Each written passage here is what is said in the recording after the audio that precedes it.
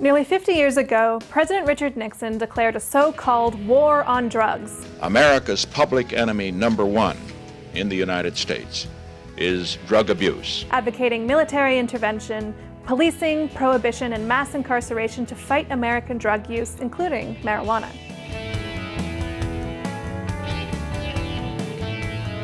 Americans are a lot more relaxed about marijuana use nowadays. Some might say, suspiciously relaxed.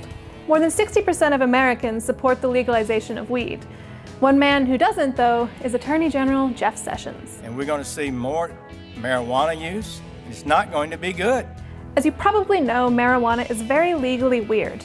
9 states and the District of Columbia have passed laws legalizing recreational weed in recent years, and a majority of states allow some form of medical marijuana.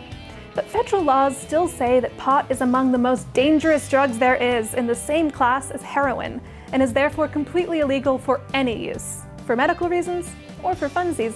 Under the Obama administration, there was a policy of non-interference with state laws, but Sessions has repeatedly promised to crack down on the marijuana industry, even in states where its use is now legal. Sessions has said that good people don't smoke marijuana, but it seems that members of Congress don't all agree, especially those from states that are now benefiting from hundreds of millions of dollars in revenue from marijuana taxes. In fact, the issue of legalization has become a truly bipartisan cause, as hard as that is to imagine in 2018. Democratic Senator Elizabeth Warren and Republican Senator Cory Gardner have assembled supporters from both parties for a bill called the Strengthening the 10th Amendment Through Entrusting States Act, also known as the States Act, to recognize the legalization of marijuana at the state level. They found common ground. Republicans tend to support states' rights, and Democrats want to end drug laws that have led to mass incarceration for marijuana possession, disproportionately targeting minorities and people living in poverty.